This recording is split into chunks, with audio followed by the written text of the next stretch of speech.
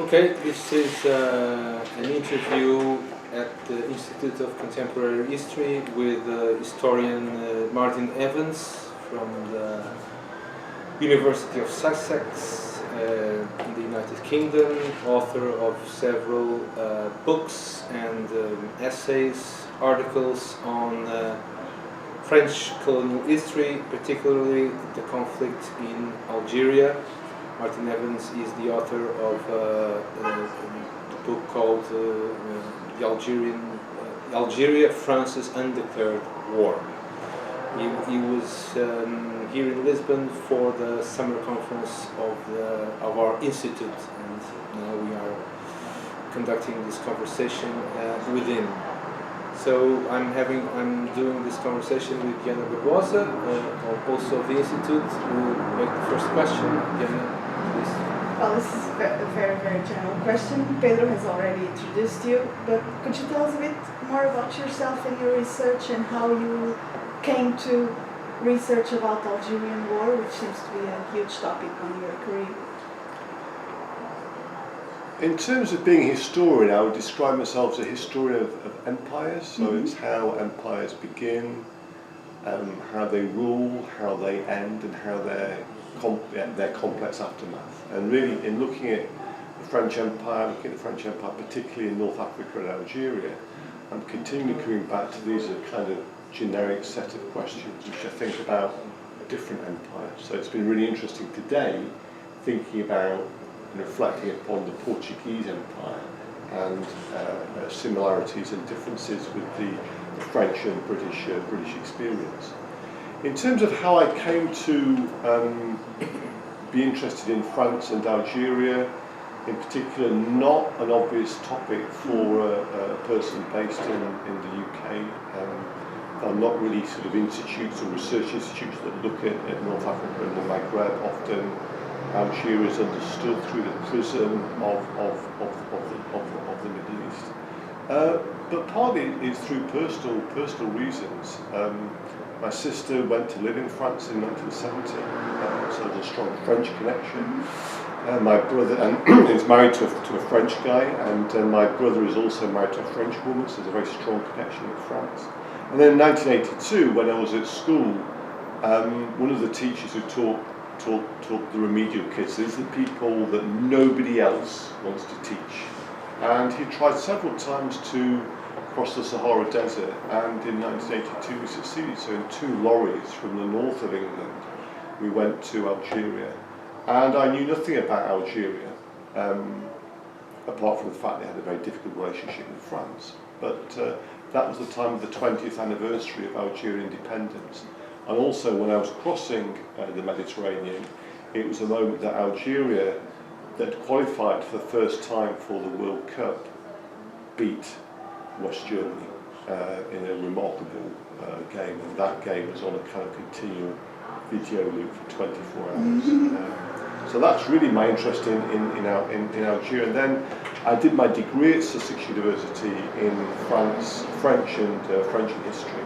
And in 1984 and 1985, I spent a year in Montpellier in the south of France and wrote a dissertation on the rise of the National Front.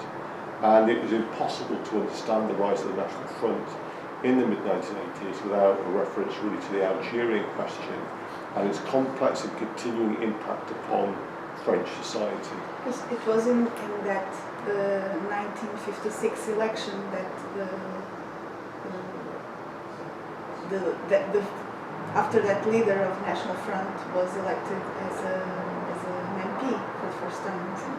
Yeah, so Jean-Marie Le Pen was I think he was the youngest deputy of the Fourth Republic. He's voted in as part of the Pierre Poujade movement. He fights in Suez. He also fights in Algeria, and is in 84-85.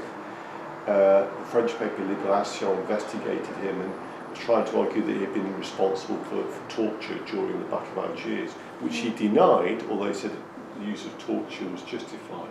But eventually it was Le Monde in 2002, through an investigation, they actually interviewed an Algerian in Algiers who still had a knife. So this was a Hitler Youth knife that had been left by a French officer after his family was tortured. And on that Hitler Youth knife, he had the words Jean-Marie Le Pen. Sort of interpreting the fact that she was involved in human rights abuses that he'd always denied. But I think it also indicated to me that actually it was a complex issue. Montpellier is a socialist town. On the 1st of November 1984, François Mitterrand actually sent a French minister to Algiers for the 30th anniversary of the beginning of the Algerian War, and in protest the Montpellier town hall flew the tricolour at half-mast. So it indicated to me that Algiers was not just an issue for the right, the National Front, where large numbers of former settlers from Algeria were voting for the National Front, but also for the left as well. In our summer course, 1956 is the trigger for the course, and in your book you also say that it's a pivotal year for 20th century history. Could you elaborate a little bit on that? Why is 1956 so important? What, in terms of understanding a 20th century in general? In general, yes. It seems to me that in terms of thinking about the 20th century, there are certain years that do stand out. Another one would be 1945, it seems to me. But 1956, we have a remarkable kind of configuration of a series of global events that are globally connected, and which it seems to me shape the 20th century thereafter. And Algeria is an absolutely pivotal aspect of that. I think that those three events would be the Algerian War, the Suez Crisis, and the Hungarian intervention. And in particular, we see in France in 1956, what it does is it leads to an emergence of different lefts. Some of them see themselves as new lefts that want to work within the parliamentary system. Others are revolutionary lefts that in the light of these events begin to rethink what revolution is and where revolution will be taking place.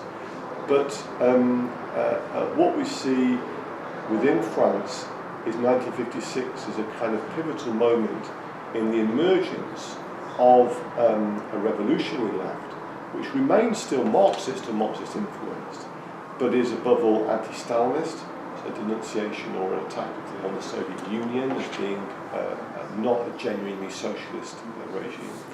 It is also profoundly anti-colonial and anti-imperialist.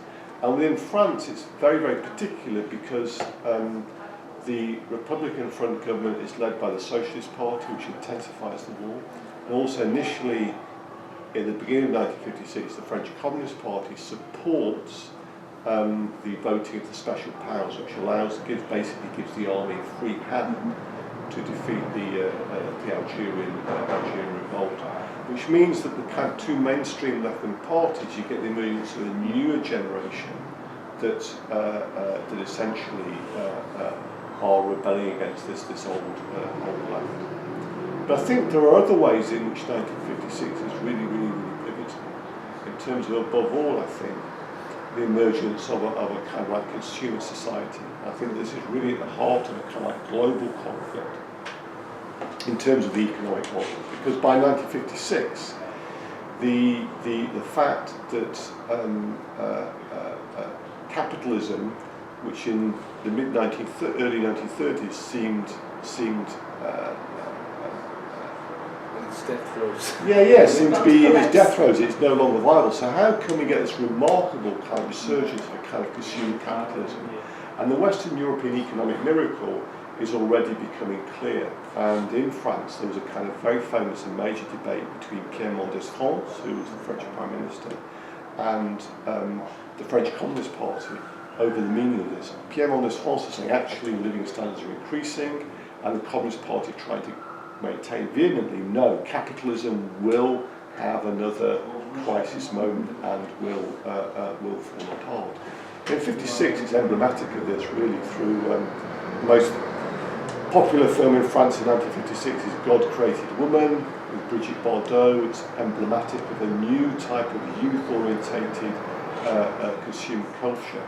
But I think that's really at the heart of understanding the conflict between the East and West. It's now really in between economic models, who delivers a better society, but also the way in which France sees its role within Algeria. It's about trying to say to Algerians that we're going to deliver you a better life.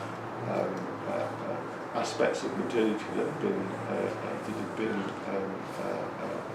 been denied to you by traditional colonialism that we're now overturning. I think that issue about the economic model is something that really defines the rest of the 20th century, because of course what happened in our old order in 1989 is that it shows that the communist economic model really fails to compete with the one that's developed within Western Europe.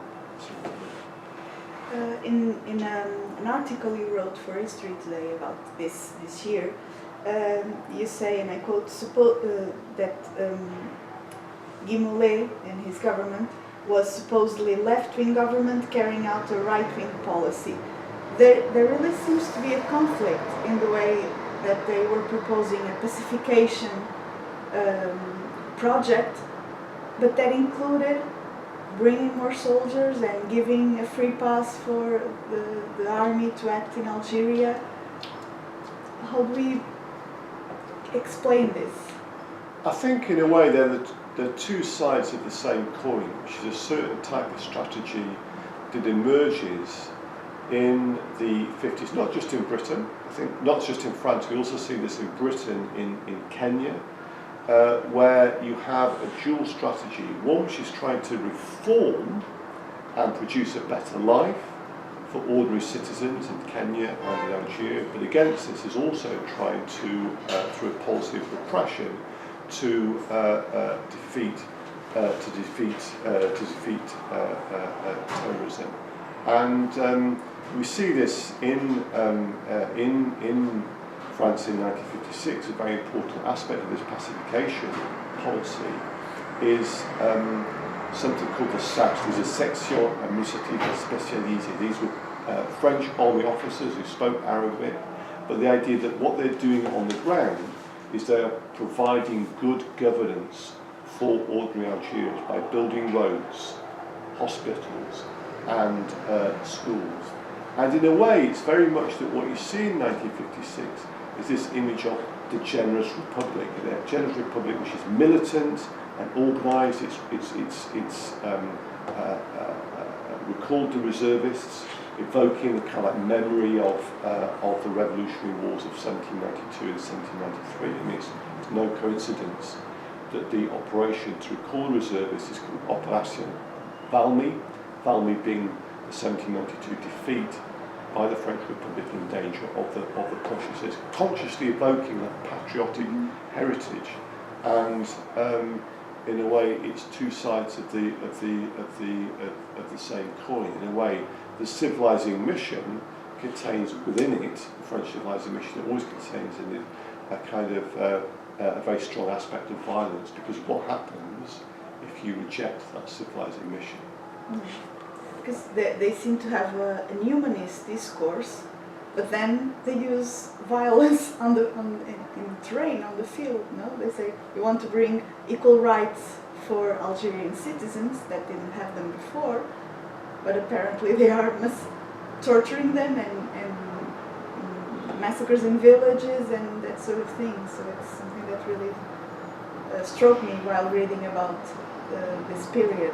I think one of the things that's really striking is that within the anti-torture movement, somebody who's a key person is somebody called Pierre Villanake, who's a historian. He's a historian of Greece.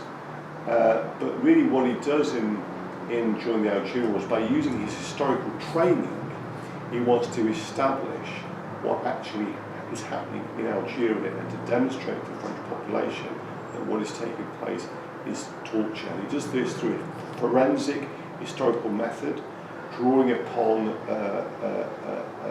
the memory of the committed intellectual during the Dreyfus Affair. So during the Dreyfus Affair, somebody like Jean Jaurès tried to actually establish the truth, what happened in terms of the injustice that Dreyfus suffered.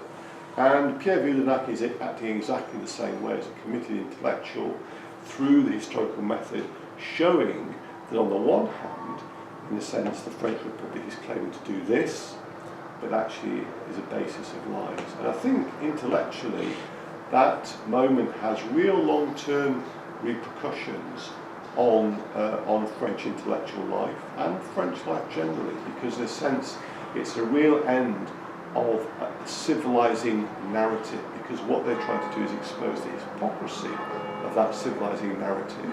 And we see that in the works of people like Michel Foucault, Jacques Derrida, also born in Algeria, an Algerian Jew. In a sense, post-structuralism is very much a historical turn which is trying to question, trying to expose the difference between what's actually said and then what actually happens, the incoherence of intellectual discourses which can claim to be coherent and well-rounded. So the challenging kind of republican discourse.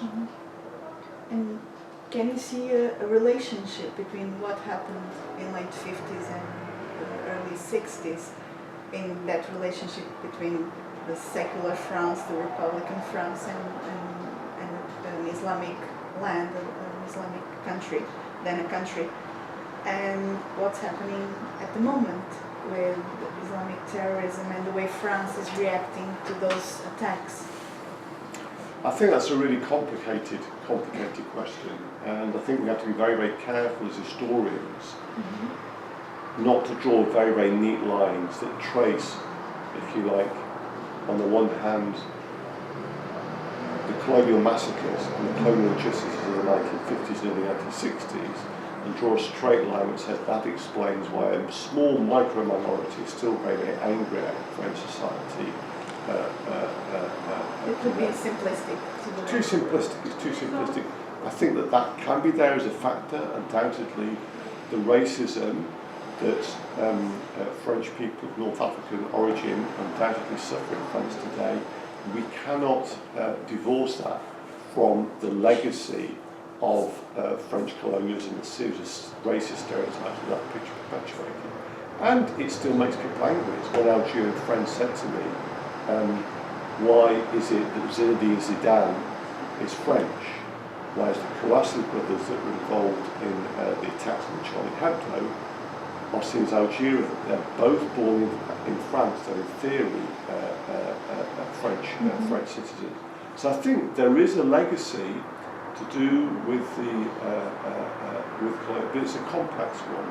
I think it particularly revolves around how we understand, in a way, the legacy of French secularism. Undoubtedly, this is a key aspect of modern French society. So the separation of church and state in 1905, the idea that, if you like, religion is now a private and individual matter, and it must have no impact within schools and in public life. Very, very complicated, because of course, although Algeria was an integrated part of France, that law was not applied to Algeria. And it was not just a case of not applied just to Islam, it was also in terms of the other populations that were there that were Catholic from Spain and from Italy, where the French state was very, very worried about maintaining control of these populations. But in a sense, it does mean that in the post-colonial period, we still have the same issue, which is, can you be Muslim and secularist? Does Islam as a religion stand in opposition to a secular ideology? I think there, what we have to recognise is that France has the largest Muslim population in Western Europe. Most of those Muslims are happy to live within a republic and do not have a problem with that. I think one of the dangers is that we can focus on a very, very small micro minority and try to say, well, these are emblematic of a much wider sense of malaise about secularism. Nevertheless, I think it would be undeniable that in the current very, very tense atmosphere within France, some people will get very, very angry if they feel that Islam is being targeted. So, for example, the temporary ban the burkini in the south of France. I think many Muslims in France, but not just in France, found it very, very disturbing to see women being targeted on beaches. And the way that, for me, seeing those types of photographs, that did immediately evoke the ways in which French soldiers during the Algerian War, for example, asked Muslim women to take off the veil because they wanted to identify them in terms of their identity cards, or the idea that the veil could have been hiding something in terms of arms and weapons. Pedro wants to Yes. intervene.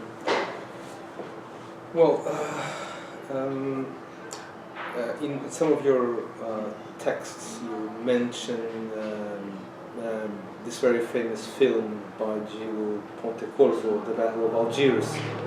I was just struck some years ago when reading that before invading Iraq in 2003, the Pentagon organized some screenings of the film for American officers who were about to enter Iraq, Baghdad. So what kind of lessons they thought should be learned from that situation? The interesting thing is the film was also shown to President Bush as well, and another famous author that's written a book in English that was also translated into French, Alistair Hall's book about Savage War of Peace, which was published in the mid-1970s.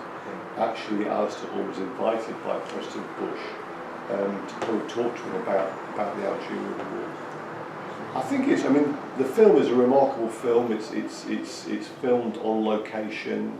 There's only one professional actor, so Jean Martin, who plays the French paratrooper Colonel Mathieu, who didn't actually exist, but that's a composite of two French officers, as Bijard and Massou.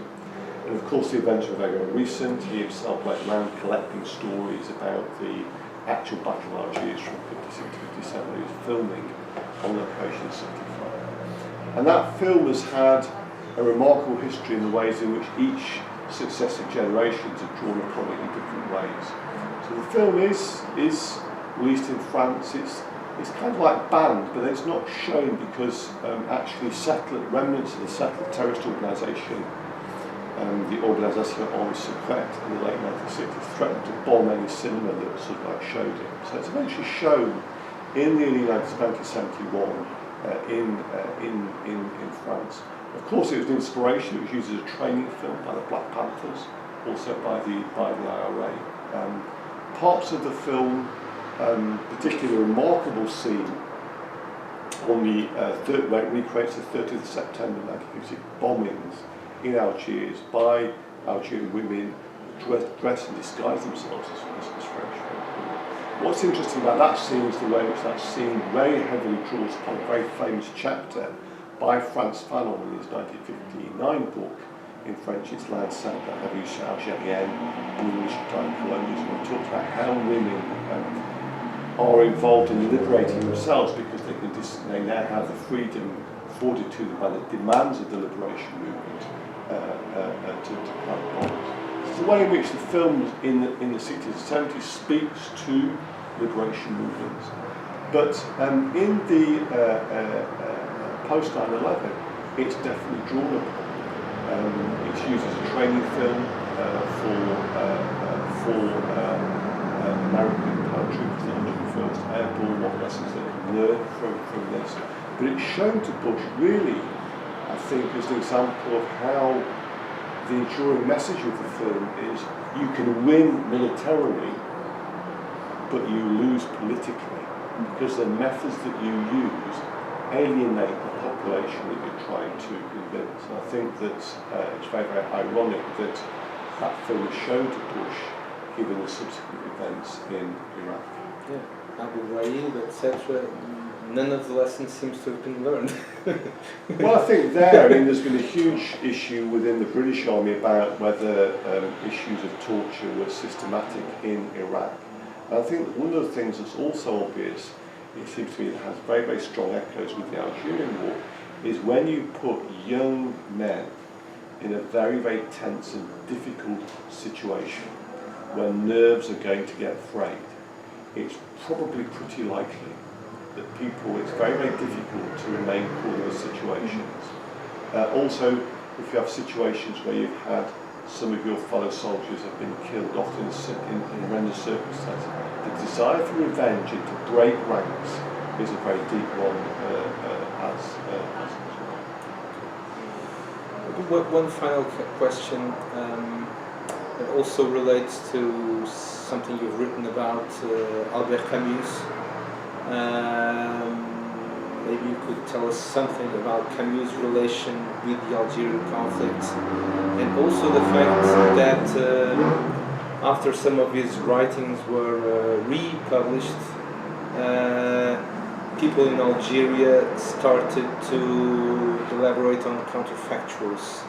What if the road taken had not been the one that was chosen? And this happens why? Because the path of Algeria has been so traumatic in so many ways. It's a country that has seen so many political violence. What went wrong in the emancipatory project of independence?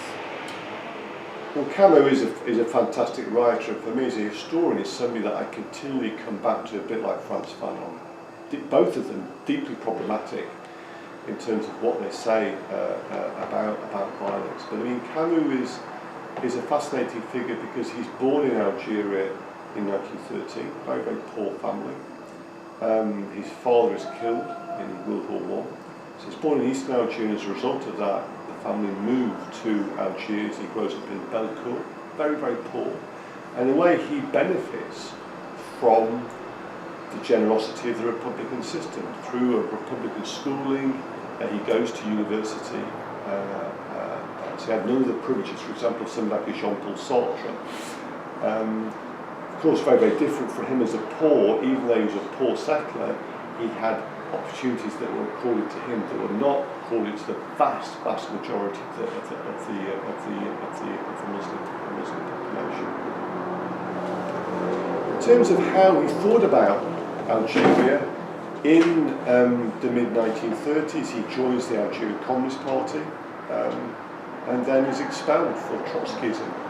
In particular, the Communist Party didn't like the way in which he continued to be actually quite conciliatory in terms of recruiting Algerians into the Communist Party, that the Communist Party decided were themselves had dangerous kind of Trotskyist or even affiliations. So Camus is very, very politically engaged.